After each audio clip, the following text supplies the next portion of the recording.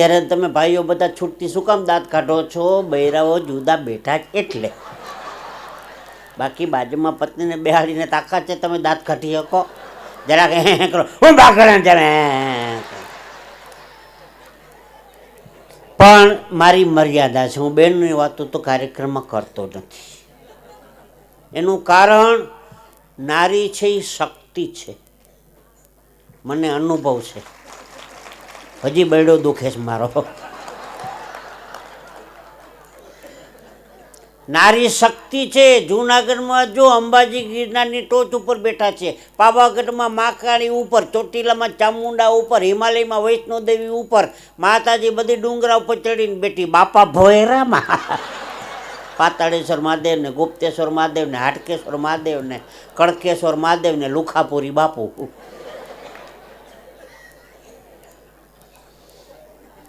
નારી છે એ શક્તિ છે. ભારત દેશ છે ને શક્તિનો દેશ છે. હસવા માટે એકાદ બે પ્રસંગો બહેનોમાંથી કદાચ મળી જતા હોય તો વાત જુદી છે. બાકી નારી શક્તિ છે. હું બ્રાહ્મણનો દીકરો સ્ટેજ ઉપરથી નારી શક્તિને વંદન કરું. જય સ્વામિનારાયણ. હમણાં ઓલિમ્પિકની અંદર એક ગોલ્ડ મેડલ એક નારી લઈ આવી ને, નકર નારાય રમતા હતા એમાં. નારી શક્તિ છે એનું પ્રમાણિત દીકરી બતાવ્યું, ગોલ્ડ મેડલ લઈ આવી. બોલો, સારી વાત છે ને? નારી શક્તિ છે. તો કાર્યક્રમની શરૂઆત કરીએ. અત્યાર સુધી માઇક ટેસ્ટિંગ હતું, હવે ગાડી ઉપાડીએ. એક ભાઈ મને હમણાં કહેતો હતો, મને કે જીતુભાઈ તમારા ઘરની બાજુમાં કોઈ લાંબી બાઈ રહે છે? લાંબી બાઈ. મેં કીધું તારે હું લાંબી બાઈનું શું કામ છે? મને કે દવાખાને ગયો હતો ને, ડૉક્ટરે કીધું તું મેલેરિયાના મચ્છરથી બચવા લાંબી બાઈના કપડાં પહેરો. બુદ્ધિ વગર ને આ લાંબી બાઈ, આ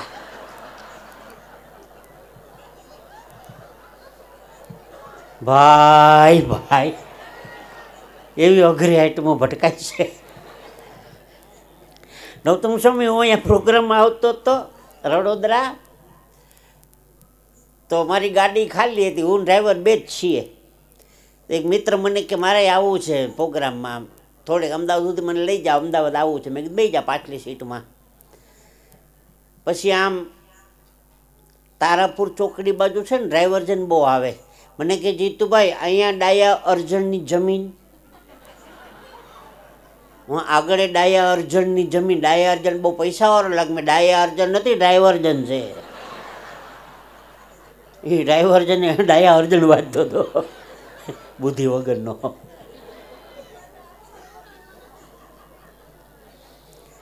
અમદાવાદના સિટી બસ સ્ટેન્ડમાં બે જણા ઊભા હતા. તમારે ક્યાં નંબરની બસમાં જવું? તો કે 4 નંબરની. તમારે 8 નંબરની. એમાં 48 નંબરની બસ આવી. એ કે આપણે બેની ભેગી આવી ગયા. બે સડી ગયા બુદ્ધિ વગરના. ભાઈ ભાઈ બાળકો છે ને એ આવતીકાલનું ભવિષ્ય છે, ભગવાનનું સ્વરૂપ છે બાળકો.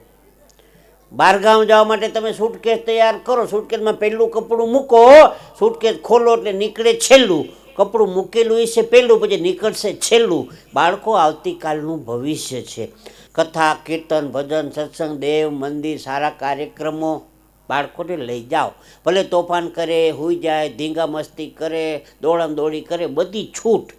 ડોનેશન દેવાનો આવે ને, ધર્માદો કરવાનો, લે બેટા તારા નામ ઉપર 1 લાખ રૂપિયા લખાવી દે. કથા બેઠી ગામમાં લખાવી દે. ગૌશાળાનો ફાળો છે 50,000 રૂપિયા ગાયના તારા નામ ઉપર લખાવી દે.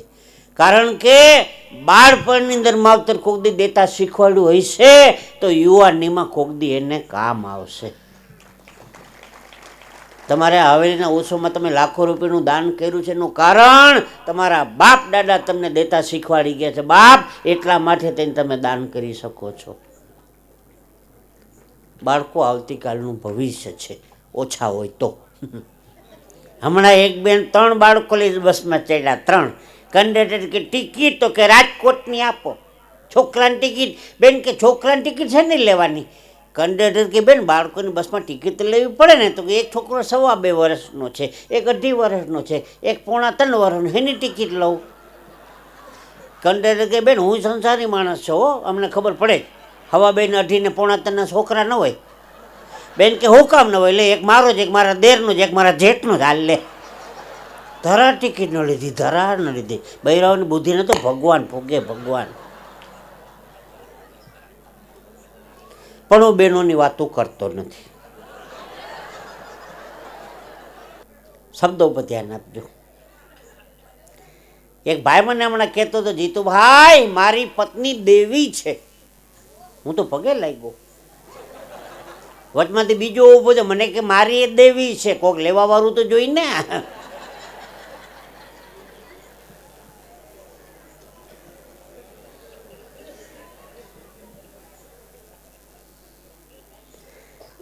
એક નાનકડી 12-13 વર્ષની દીકરી શાકભાજીની માર્કેટમાં શાકભાજી વેચતી હતી.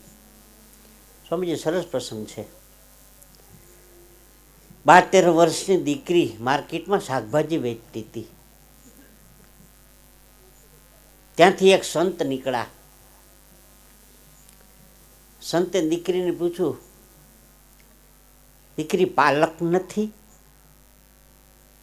સંતે પૂછ્યું દીકરીને, દીકરી પાલક નથી? દીકરી સંતને સામું આમ નામ જોઈ રહી. સંત કે કેમ દીકરી સામું ને સામું જો છો? દીકરીએ બહુ સારો જવાબ દીધો, સ્વામી બાપુ પાલક હોત ને તો આજે હું શાકભાજી ન વેચતી હોત. ભાઈ ભાઈ, જો પાલક હોત ને તો આજે હું શાકભાજી ન વેચતી હોત. કેમ? તો કે બાળપણમાં જન્મ દઈને મારા માતા પિતા ગુજરી ગયા.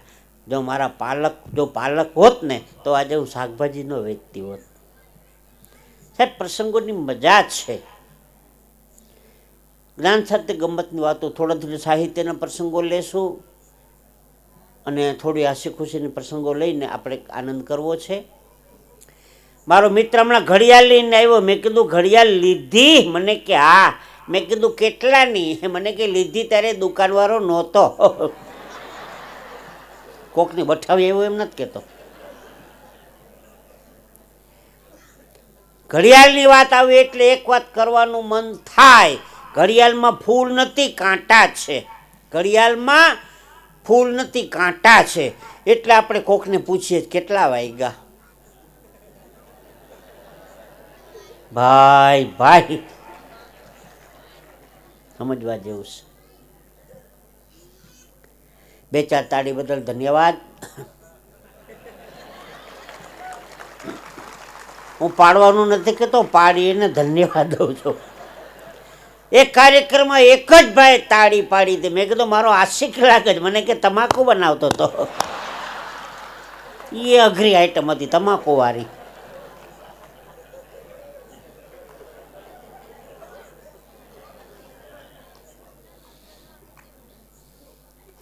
એક ઠેકાણે બેસવા ગયો ને તે બેન મારા માટે ચા બનાવતા હતા.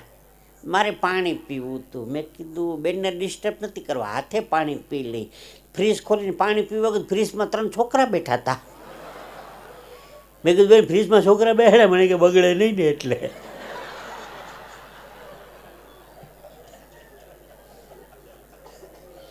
અમુક બહેનો તો હદ કરે છે.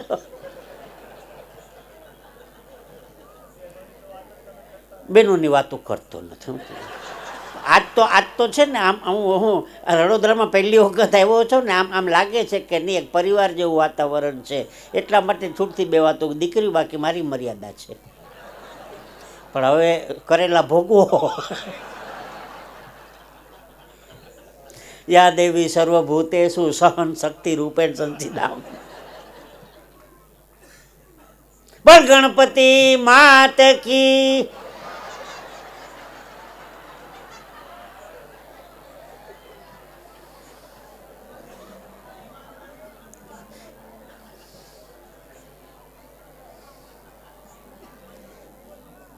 ગણપતિના માં એટલે પાર્વતી. મેં જે બોલાવી પાર્વતીજીની, પણ આમ વાયા થઈને. એટલે હું ખોટો નથી. હું કોઈ દી કઈ વાતોમાં આંટીમાં આવતો જ નથી કોઈ દી. આપકે યે હસી ચહેરે, આપકે યે હસી ચહેરે મેરી તસ્વીર કે દાને हैं. ઉર્દू ભાષામાં તસ્વીરને માળાના મણકાને તસ્વીર કહેવાય. માળાને આપકે યે હસી ચહેરે મેરી તસ્વીર કે દાને નિગાहें फेर लेता हूँ तो इबादत हो जाती है. ભાઈ ભાઈ, હસતા ચહેરાના દર્શન કરી લો ને મારી માળા થઈ જાય છે સાહેબ. હે પ્રોગ્રામ પૂરો કરીને ઘેરી ગયો તો સવારે 6 વાગ્યા. ઓલા શેરીમાં કૂતરા ખાડામાં માથું નાખીને સૂતા હોય ને એ કૂતરો જોઈ ગયો કે જીતીયો લાગે, પાછો સુઈ ગયો. કે રોજનું થયું. આમ ઝીણી આંખે હોય કે જીતીયો લાગે રે. શેરીના કૂતરા ઓળખી ગયા. ભાઈ ભાઈ ઘેરે જઈને રૂમ ખોલવા આવતું તેને બેલ વગાડ્યો. મારા પત્ની તપેલી લઈને બહાર આવ્યા. મને કે 2.5 લીટર આપો. દૂધવાળો નથી આવ્યો, આ ઘરવાળો આવ્યો. આ અમારે તો દૂધવાળા જેવી થાય છે અમારી દશા.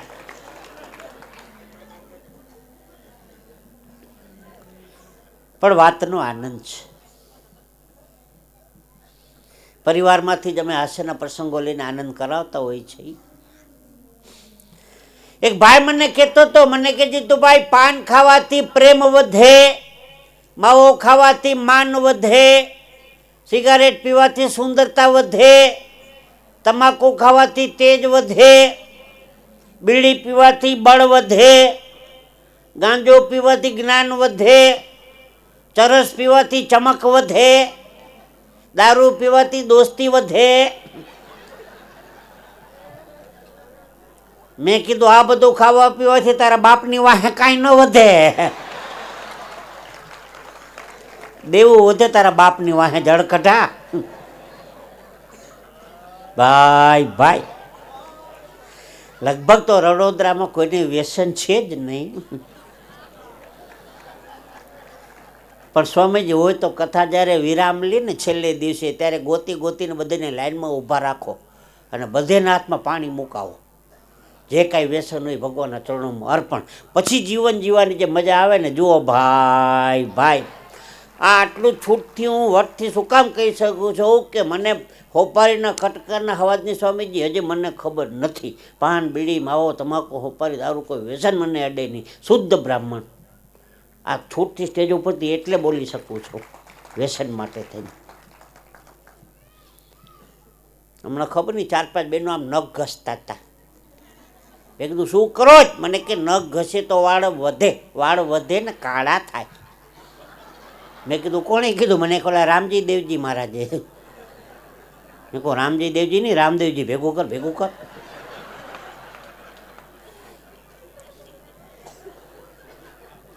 કે રામજી દેવજી. એક બે નાકની એટલે રૂમાલથી છાના મુના બેઠા. મેં તમે કા નથી ઘતા? મને કે જોરથી ઘાઈ ગયા હતા. હું શું ઉગી ગઈ? બધું રામજી દેવજી કેમ ન કરાય, ધંધે લાગી જાઓ. ભાઈ ભાઈ એક ભાઈ મને કહેતા હતા ફરી પાછું રામ રાજ્ય ક્યારે આવે, ફરી પાછું રામ રાજ્ય ક્યારે આવે. મેં કીધું ભાઈઓ એનું વ્યસન મૂકી દઈએ અને બહેનો એની ફેશન મૂકી દઈએ, કાલથી રામ રાજ્ય આવે. ભાઈ ભાઈ જરાય રામ રાજ્ય છેટું નથી. ઓળો મોટો વાળનો અંબોળો કરે, 500 રૂપિયાનું બકલ નાખે, પોતે તો જોઈ નથી હકવાની.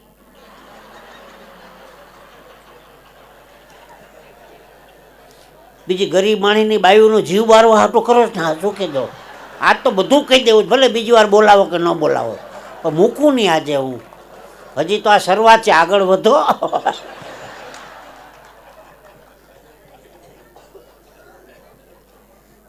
મર્યાદા બહારની મારી કોઈ વાતો હોતી નથી.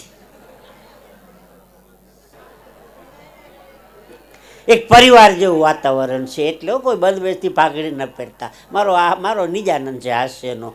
કોઈનું નામ આવી જાય, કોઈના રૂપનું વર્ણન થઈ જાય, કોઈના ગામનું નામ આવી જાય, બધું હસવા માટેની વાત. કોઈ ખોટું ન લગાડતા. દીકરીઓ બહેનો ભાઈઓ વડીલો. વાત હું એ કરતો હતો. એક ઠેકાણે હમણાં એક બેન મને કે તમે બ્રાહ્મણ છો? મેં કીધું દ્વારકાનો ડિલક્ષ બ્રાહ્મણ છું. મને કે શ્રાવણ મહિનાની એકાદશી છે, સારા બ્રાહ્મણની ચા પાવી, તમે આવશો? હું તો સવારમાં 8 વાગ્યામાં પૂગી ગયો. ચા બનાવી ઘટા ટોપ. મેં કીધું બેન ચા તો સરસ બનાવો છો. મને કે ખાંડની દસ તો હતા નહીં એટલે આદુ ચાવીને નાખ્યું. સ્વામીજી મારી કાર્તક મહિનાની એકાદશી બગાડ્યો આ બાએ. હું જઈએ ચા પીધી, મને બેન દેખાય અંદર.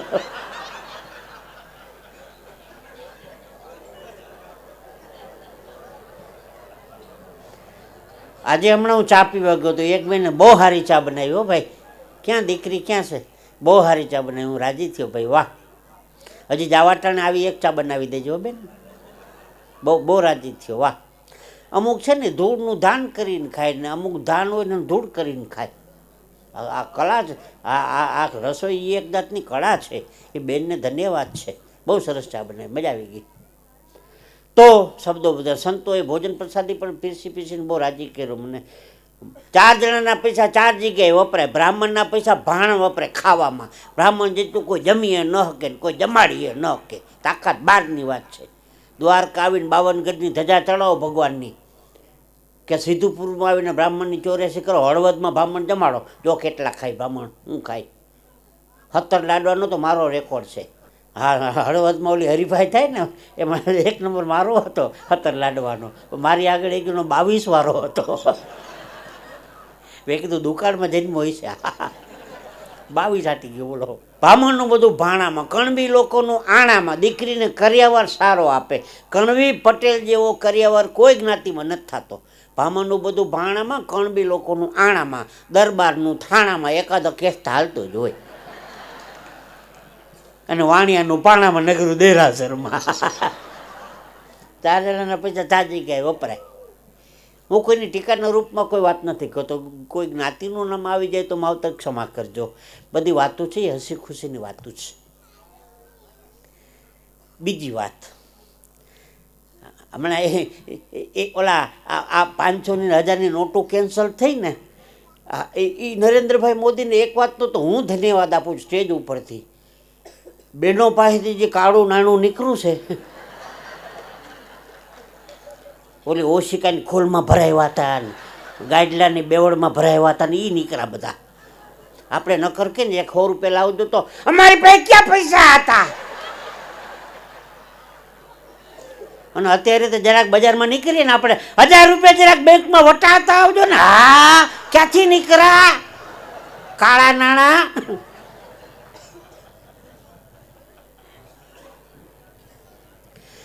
પછી હમણાં સરકારે બીજો કાયદો કાઢ્યો. દરેકના ઘરમાં ખાલી 500 ગ્રામ જ સોનું હોવું જોઈએ, ખાલી 500 ગ્રામ. એક બેનને ઘરે ઇન્કમ ટેક્સ વાળા રેડ પાડી 1.5 કિલો સોનું નીકળ્યું. 1.5 કિલો. ઓલા ઇન્કમ ટેક્સ વાળા કે 500 ગ્રામ જ હોવું જોઈએ, 1.5 કિલો કેમ? તો કે ત્રીજી વારના લગ્ન છે, એક ઘરના 500 ગ્રામ. બહેનોની બુદ્ધિને તો વંદન કરીએ હો. ઓલાને તરત કાઢી મૂક્યા. એ કે ત્રીજી વારના લગ્ન છે, 1.5 કિલો થાય કે નહીં? હમણાં એક બેને 1.5-2 કિલો સોનું પહેર્યું હતું. ભાઈ મેં કીધું બેન સસરાનો માલ લાગે છે. મને કે ના, બગસરાનો માલ છે.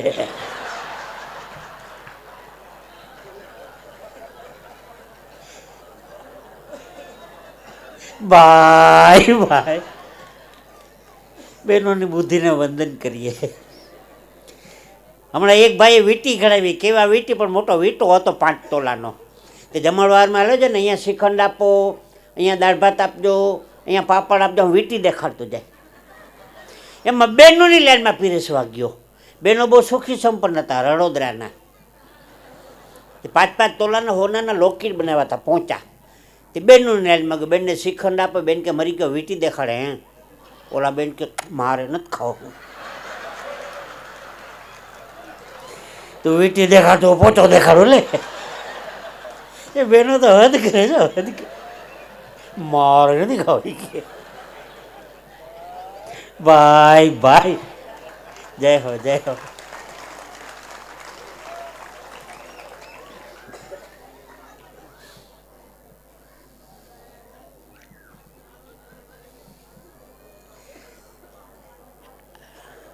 રાજકોટના બસ સ્ટેન્ડમાં એક બેન બેઠા હતા.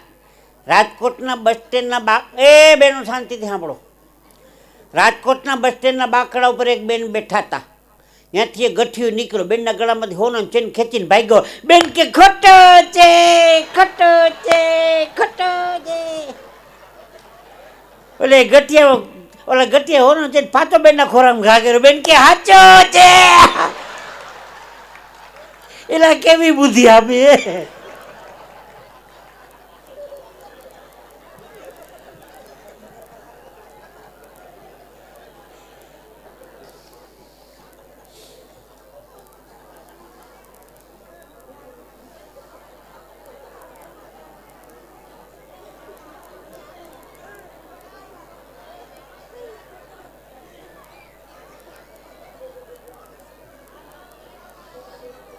થોડુંક ચાનસ આપવો પડે, ટાઈમ આપવો પડે હસવાનો થોડોક. એક એક લાઈનની જોક કહું, એક એક લાઈનની, જો સમજાય તો આપનું પ્રારબ્ધ, ન સમજાય તો મારું પ્રારબ્ધ. શિવરાત્રિના મેળામાં નાગા બાબાનું ખિસ્સું કપાઈ ગયું.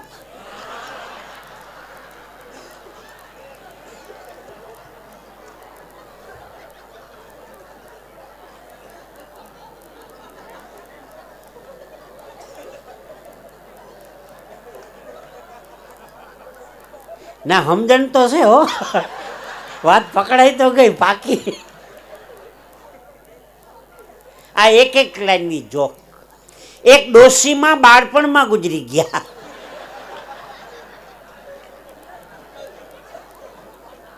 ડોશીમાં બાળપણમાં.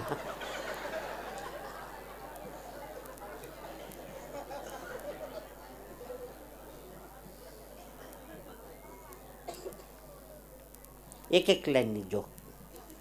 ચાર બહેનો શાંતિથી બેઠા હતા.